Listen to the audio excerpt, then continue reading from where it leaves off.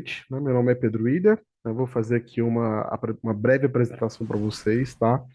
Eu sou médico veterinário formado em 2013 pela FACEPLAC, tá?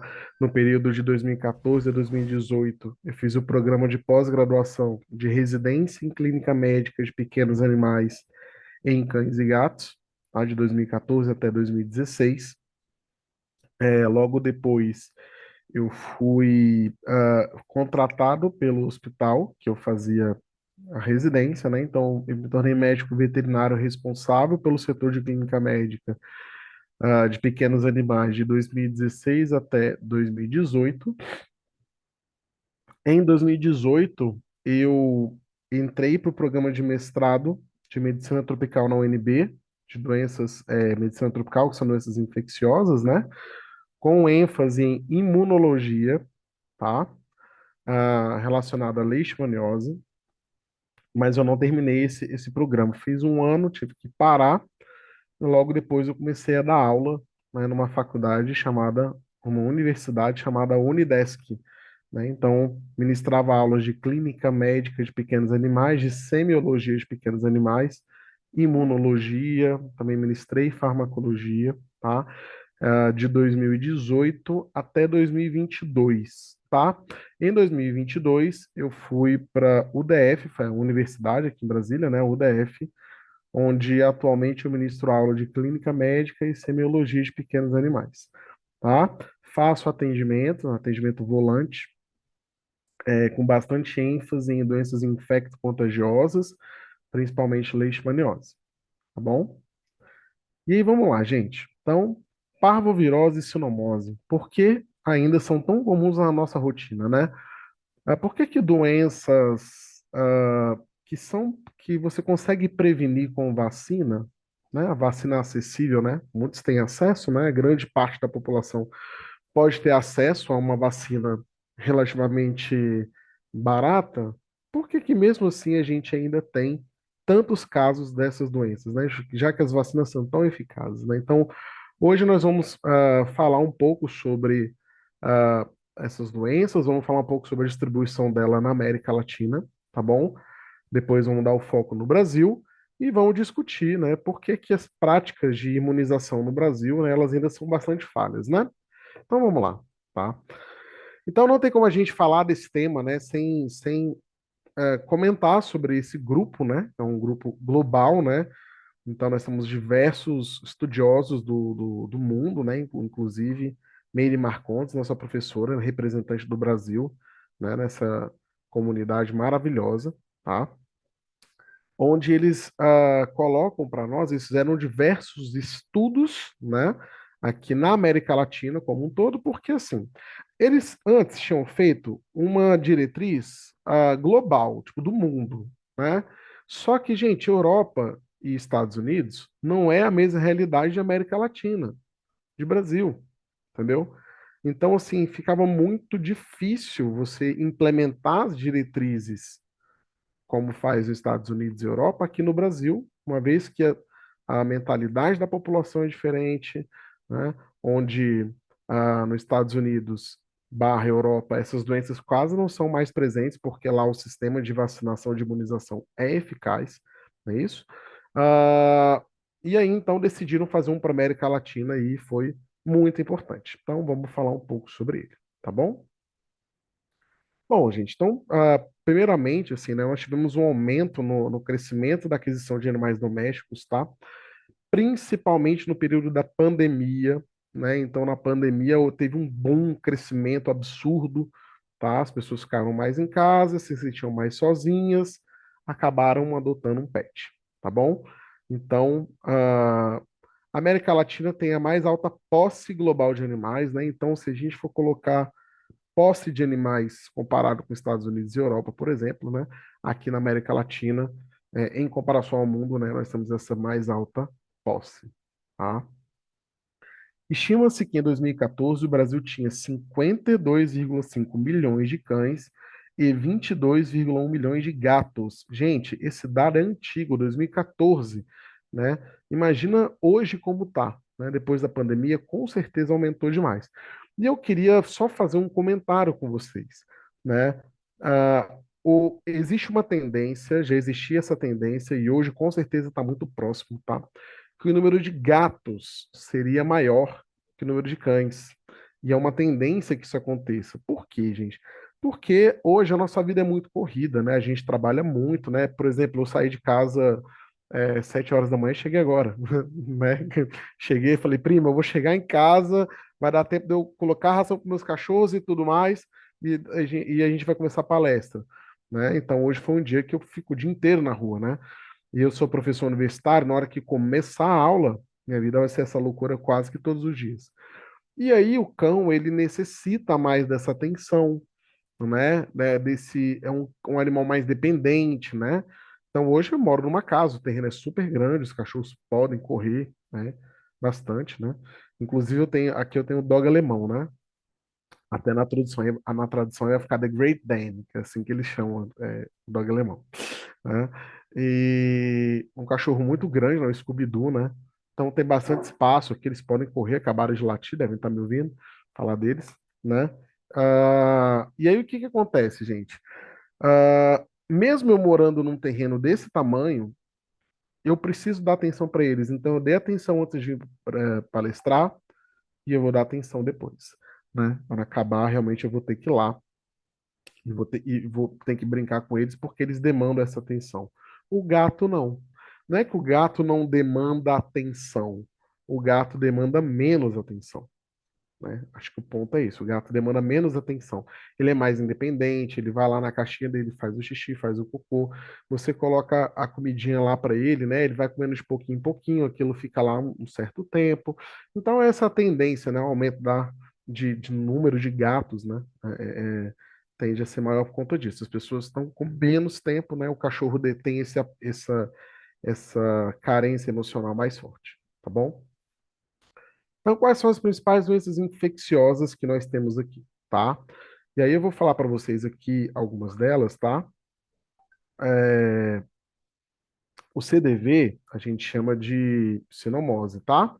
Que até a tradução em inglês fica Canine Distemper Virus, né? Que a gente chama. Tá bom, prima? Vai me avaliando aí também, viu?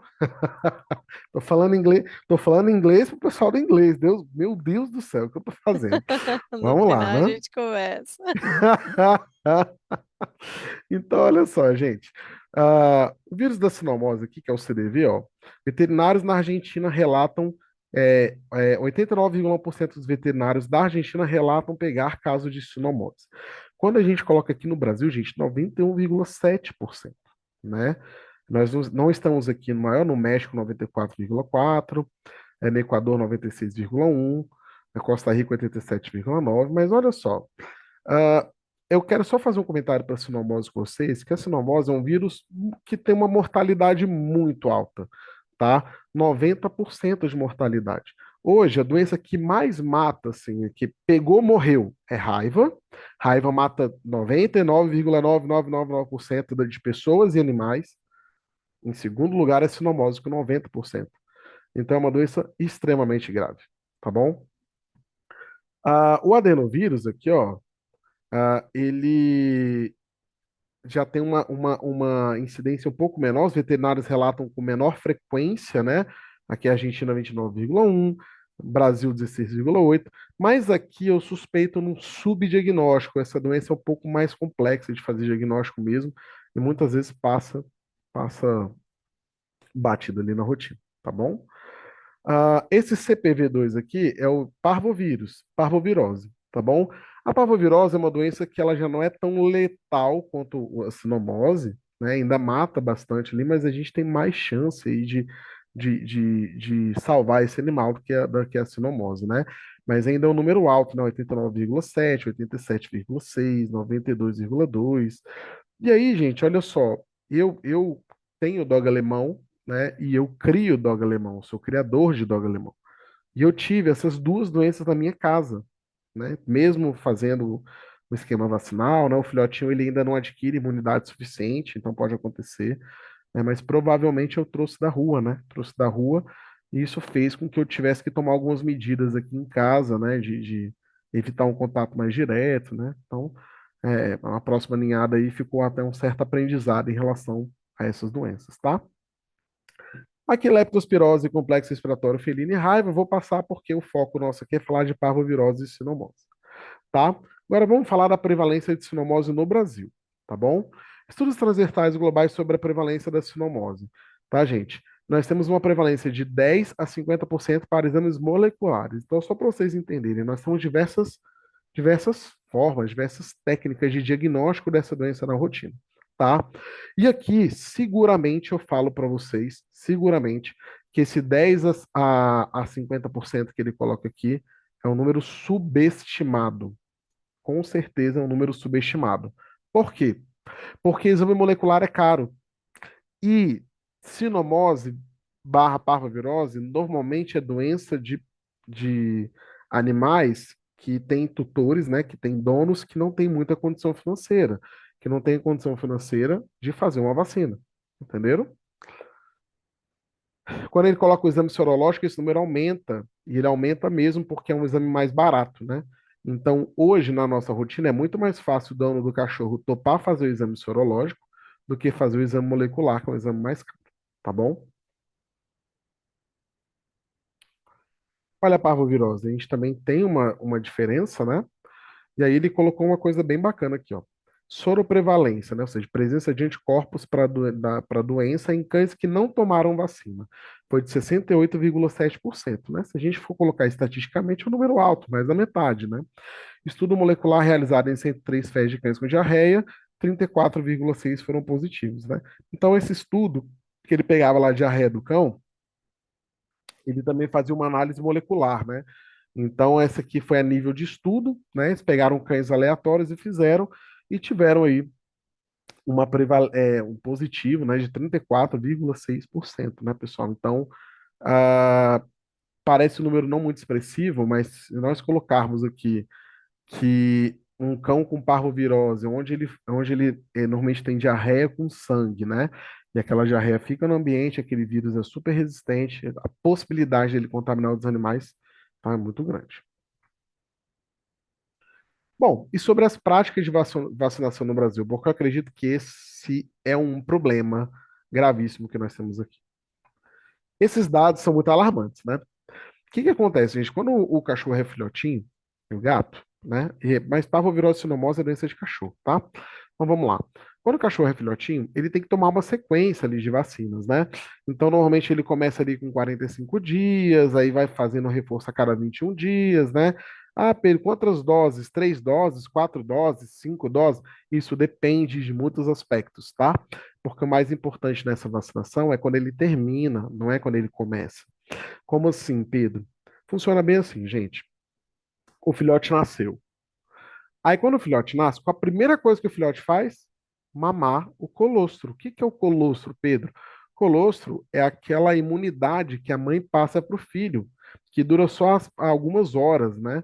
Por isso que é importante quando cachorro, gato, ser humano, papagaio, periquito não é mamífero, né, Pedro? Mas enfim, qualquer outro mamífero, né? Que nasça, a primeira coisa que você tem que fazer é mamar, porque ele precisa adquirir esses anticorpos maternos. E aí, olha que coisa interessante. Os estudos demonstram que os anticorpos maternos, eles não interferem na resposta da vacina até o quarto mês de vida. Ih, Pedro, calma aí, volta tudo que eu não entendi nada. Como assim interfere em resposta de vacina? É muito simples, gente. O que que é a vacina?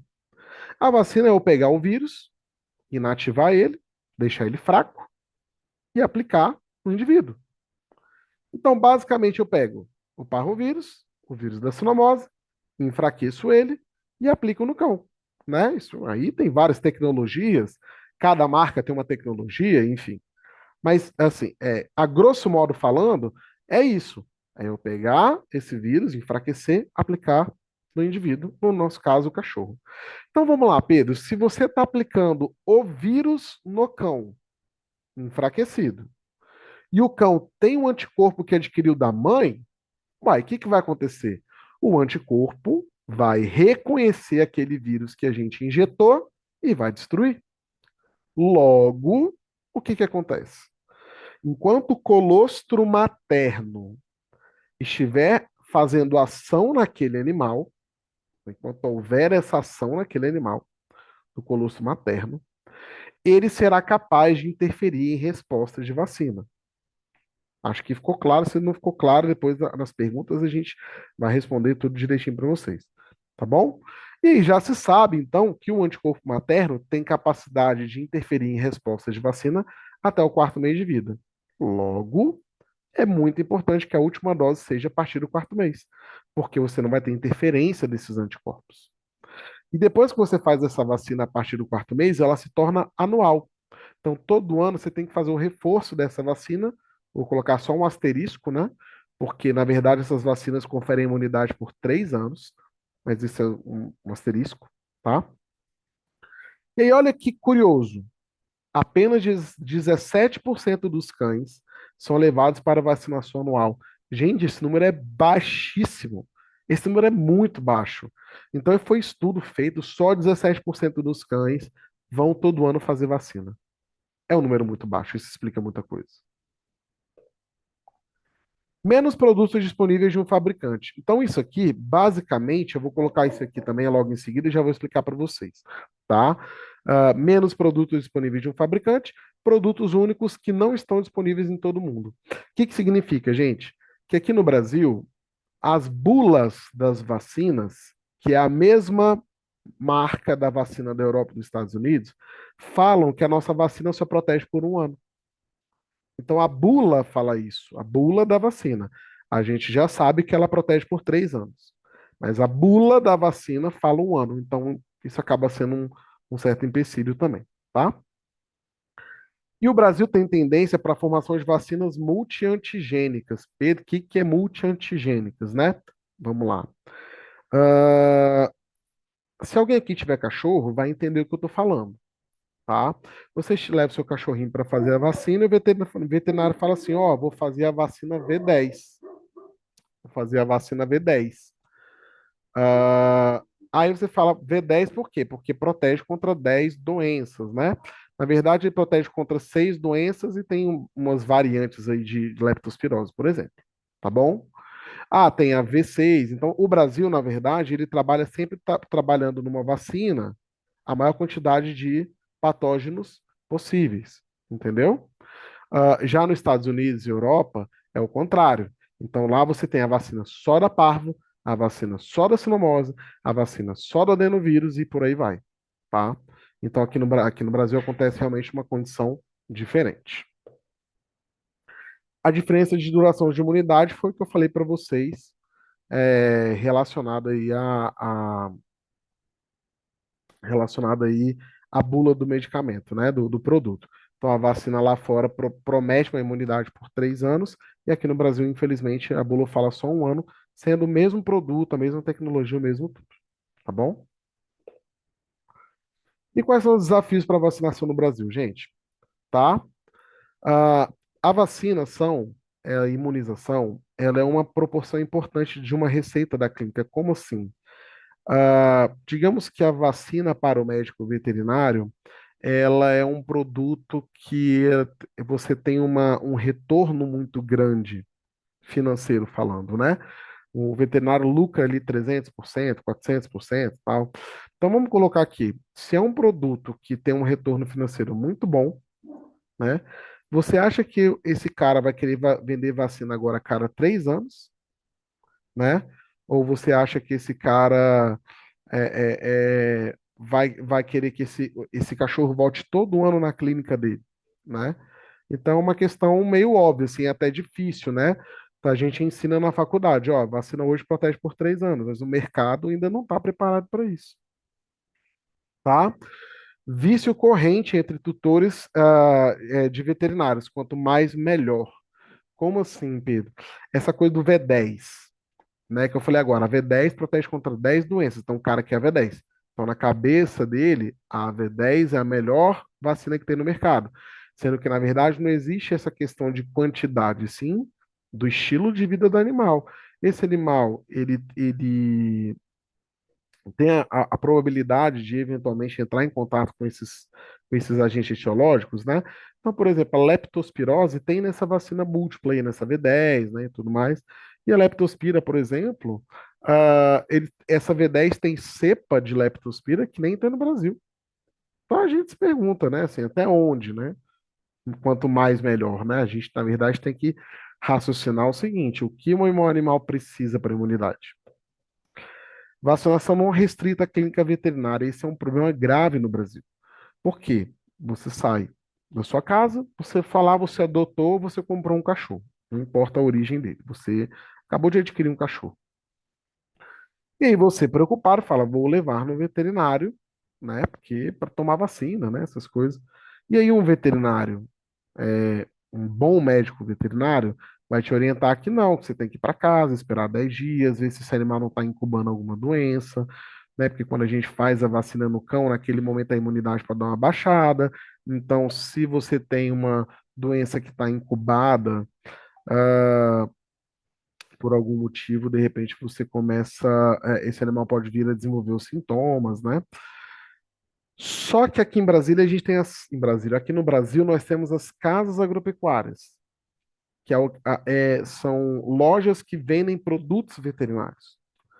Infelizmente, algumas dessas lojas, elas aplicam vacinas sem entender o estado de saúde do animal, sem fazer o exame físico, sem orientar bem essa pessoa. Eu falei lá atrás para vocês, né? Falei assim, o animal só vai estar imunizado a partir de 4 meses, né?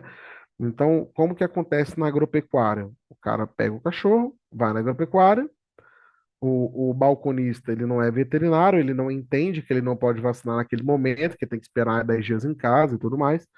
Aí a pessoa fala, beleza, vou comprar uma coleira para o meu cachorro. Pega uma coleira, coloca no cachorro, põe no chão e vai embora. Colocou no chão, o cachorro está correndo risco, né? Se a nossa janela aí são 4 meses, né? Então ele está correndo risco, tá bom? Nós temos essa condição de gestão operacional da vacina com refrigeradores, né? Então, gente, a vacina ela tem que ficar ali entre 2 e 9 graus no máximo, estourando 9 graus. Então, ela tem uma temperatura correta para ficar, né? Então, essa geladeira, ela tem termômetro? Você consegue enxergar de fora a temperatura?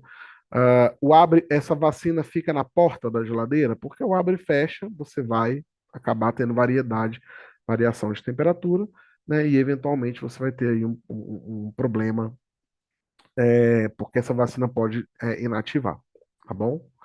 Esse é o que mais dói em mim como professor, né? O não conhecimento da existência das diretrizes do WhatsApp pelos veterinários. Então, infelizmente, os veterinários, uma grande parte, né, não se atualiza, né, não lê os guidelines, né, não participam de palestras. Então, isso é muito ruim, porque é a parte mais triste, né, que eu falo, ainda mais para um professor universitário que ensina isso na faculdade, né, que infelizmente os alunos, os veterinários, eles acabam não se atualizando e nem sabem que existem essas diretrizes, né? Então, por isso que é um problema maior, tá bom? Vamos para o conceito de imunização, né? Porque vacinar é o ato de você ir lá e injetar um produto no animal. Agora, imunização, vamos lá. A imunização é definida como a aquisição de proteção imunológica contra uma doença infecciosa. Prática que tem como objetivo aumentar a resistência de um indivíduo contra as infecções. É administrada por meio de vacina, imunoglobulina, que já é a imunidade pronta, ou por soro de anticorpos, que também é uma imunidade pronta. Beleza? Essa aqui, gente, que é a nossa janela de vulnerabilidade, tá bom? Onde ele mostra aqui para vocês, ó, basicamente, o período que esse animal fica mais suscetível, né, a ficar doente, não é isso? Então, nesse período aqui, o que acontece é o seguinte: ele não tem anticorpos de vacina suficiente para gerar proteção e ele não tem anticorpos maternos suficientes para gerar proteção. Então, esse momento aqui, tá? É aqui embaixo ele mede por semanas, tá, pessoal? 2 semanas, 4 semanas, 6 semanas, 8 semanas, né? Então, aqui mais ou menos entre a sétima semana e a 11ª semana é o período mais crítico, onde esse animal tem a maior chance de ficar doente, tá bom? E lembrando que ele só vai gerar imunidade quando eu vacinar a partir da 16ª semana, que seriam os 4 meses. Isso aqui seria um esquema de vacinação, que eu não gosto de falar protocolo, porque quando eu falo protocolo, parece que é alguma coisa engessada. Parece que você está fazendo uma coisa, assim, todo animal chega só fazer a mesma coisa, né? Então, isso é muito importante. Não existe um protocolo fixo. Você não vai fazer obrigatoriamente 3 ou 4 doses. Por exemplo, se você pega um animal adulto, a gente falou só de filhote, mas põe que você pega um animal adulto e que nunca tomou vacina na vida, né? Nunca tomou vacina. Então você precisa avaliar o estilo de vida desse animal, tá? Quando a gente pensa em parvovirose e sinomose, uma dose só, se ele já for adulto, uma dose só gera imunidade por 3 anos. Não precisa nem de reforço, né? Quando a gente pensa nessas doenças. Então isso varia muito, tá? Ó, a partir de 16 semanas, não há mais interferência dos anticorpos maternos. Foi aquilo que a gente falou, janela de vulnerabilidade, período mais crítico, e a última dose tem que ser a partir das 16 semanas, então, tá? O mais importante não é quantas doses o animal tomou, e sim quando foi a última dose. Então, eu sempre falo isso, né? Ah, mas o cachorro tomou 4 doses de vacina. Mas se ele não terminou o esquema vacinal, se ele terminou o esquema vacinal antes de 16 semanas, ele potencialmente não está imunizado, né? Então, isso é um problema, tá? Se possível, testar sorologicamente os cães vacinados. Então, vamos lá. Eu segui tudo que você falou, Pedro. Eu fui lá, vacinei, a última dose foi com 4 meses. E aí, como é que eu vou garantir que esse animal ele está com imunidade? Existem as provas sorológicas. Provas sorológicas são as provas que a gente vai ver se esse animal tem anticorpo contra aquela doença. E nesse caso, se ele foi vacinado e ele está protegido, ele tem que dar positivo, ele tem que testar positivo para essas doenças. Então, uma vez que você testa esse animal, ele dá positivo, significa que a vacina foi eficaz, ele converteu resposta imune e ele está protegido aí por pelo menos 3, 4 anos, tá?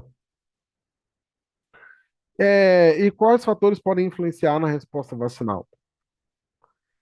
Neutralização pelos anticorpos maternos. Então, lembra que eu falei para vocês? Tomou colostro, vai inativar, né? Então, a gente tem que tomar esse cuidado, pelo menos até o quarto mês pode inativar. Vacina pouco imunogênica, que é uma vacina que seria pouco capaz de estimular o sistema imune. Hoje, seguramente, eu falo para vocês que nós temos, as nossas vacinas são maravilhosas, tá? Elas funcionam bem. Animal pouco responsivo, esse é raro, mas ele pode acontecer. Então, existem pessoas que tomam vacina e não se imunizam de forma nenhuma. Cães também. São fatos isolados, não é uma coisa da rotina, mas a gente só tem como descobrir isso testando esse animal. Então, se você faz a vacina, tudo bonitinho, certinho, e você testou e ele deu negativo, significa então que potencialmente esse animal ele não está respondendo aí para essas doenças, tá bom? Aqui é um esquema para vocês, tá? Só explicando mais ou menos como que a gente deve proceder com a vacinação inicial de um filhote, tá? Então ele coloca aqui, ó, a vacinação inicial do filhote com vacinas essenciais cessou a 16 semanas de idade ou mais. Ou seja, né, você deu a última dose a partir do quarto mês de vida. Aí ele coloca aqui, ó, determinar a soropositividade para sinomose, adenovírus e parvovírus por pelo menos 4 semanas após a vacina final. Então, assim, deu 4 meses, eu dei a última dose. Um mês depois, eu vou lá e vou testar esse animal. Aí ele coloca aqui, se ele deu positivo, ele traz que é o reforço não mais frequentemente do que a cada 3 anos, tá? Se ele testa negativo, aí ele pede assim, ó, testou negativo significa que ele não converteu anticorpos, né? Não está protegido, né? Então ele coloca aqui, ó, repetir a vacinação uma vez, só que ele fala para usar um produto diferente. Então vamos dar exemplo de marcas aqui, né? Eu usei uma vacina da MSD e aí esse animal não respondeu. Aí a próxima vez agora eu vou usar uma vacina da Virbac, tá? Né, seria só uma sugestão. Aí depois de um mês você repete novamente. Deu positivo, vacinar a cada 3 anos. Deu negativo, o filhote pode ser um cão não responsivo, né? Então ele pode ter uma imunidadezinha ali original dele conferida, um tipo de proteção, mas esse animal, provavelmente, se ele continuar dando negativo, né, provavelmente ele é um cão que não converteu resposta, tá? Então, qual que é o problema da vacinação que não é feita por um médico veterinário, né?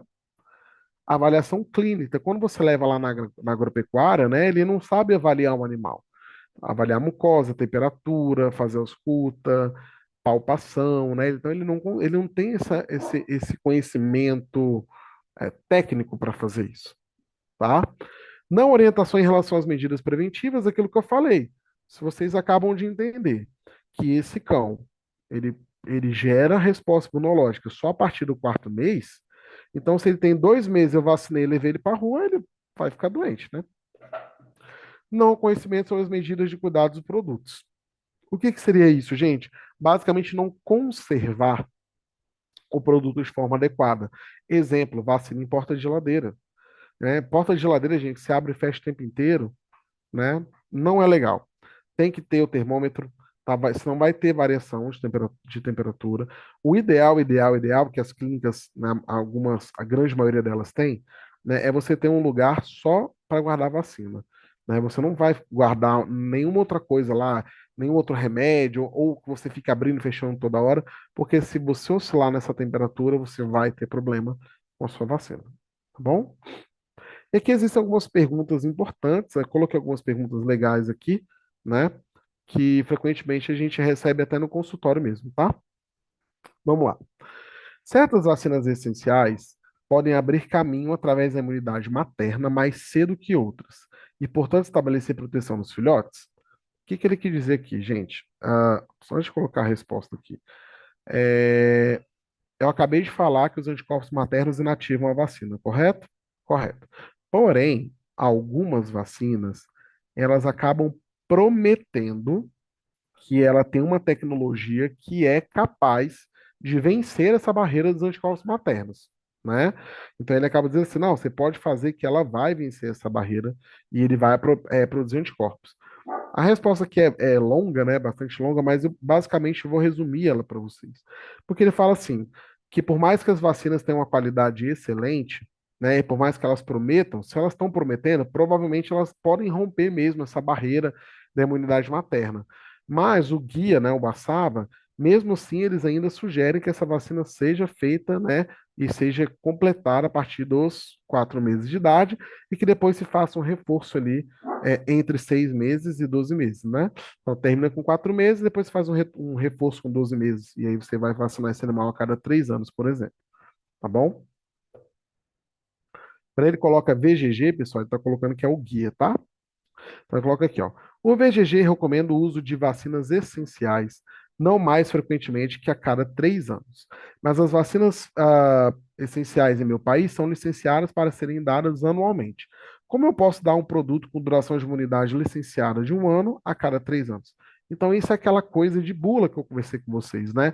Infelizmente, a nossa bula fala que a vacina só dura 1 ano, mas a gente já sabe que ela dura 3 anos, né? Então, juridicamente, né, como que eu lido com isso? Vai que eu vacino esse animal, e falo que eu vou vacinar a cada 3 anos, dá 2 anos esse animal pega sinomose. Eita, agora eu tô com um problema sério na justiça, né? Então, na verdade, aqui, pessoal, o que ele está falando para a gente é o seguinte, que, ah, que isso aconteceu, tá? Em muitos países, né? Porque mudar bula de medicamento não é fácil. Mudar bula de vacina não é fácil, é muito complexo, é muito mais difícil do que a gente imagina. Reformular uma bula, né? Então, na verdade, eles sugerem que se faça um termo de consentimento livre esclarecido, né? E que o dono do cão ele assine ali, entendendo que existem estudos, né? Que você está seguindo uma literatura super atualizada, né? Mas que ele coloca também que nos últimos 20 a 25 anos não teve nenhum caso de processo judicial por conta disso, né? Então, não existe nenhum relato de ter seguido essa diretriz, né? E a bula falar uma coisa, o veterinário fazer outra e ter problemas com isso, tá bom? As atuais vacinas contra o parvovírus, né, fornecem proteção contra todos os tipos circulantes de parvovírus? Então, essa era uma dúvida frequente também, porque assim, tem nova, é que nem o Covid, né? Toda semana a gente vê uma cepa nova de Covid, né? E aí sempre fica aquela pergunta, mas será que a vacina que foi feita lá atrás, ela protege para essa variante nova? Então a resposta é que sim, né? Assim, só para resumir também, que é muito texto, né? Que ele aqui traz os tipos, né, as variantes, né? Desde 1978, né? CPV2A, CPV2B e CPV2C. né? E que, na verdade, sim, as vacinas, mesmo as vacinas antigas, elas são capazes, elas geram imunidade cruzada, sim, tá? Para as variantes mais novas do parvovírus. Eu adoro essa frase. Essa frase está escrito lá no- lá no guia, né? Em que ele coloca bem assim, ó. A adoção de novas diretrizes não se resume simplesmente a minimizar o risco de reações adversas. Ela significa praticar medicina veterinária melhor, baseada em evidências, e somente realizar um procedimento médico, isto é, vacinação, quando for necessário. E essa resposta é de uma pergunta muito bacana, muito interessante, que ela vê assim: ah, eu vacino um animal todo ano e ele não tem problema. Por que que eu vou vacinar a cada 3 anos? Já que eu vacino todo ano e não tem problema. E aí ele dá essa resposta que é maravilhosa. Tá bom? Então é isso, gente. Obrigado. Deixa eu tirar aqui.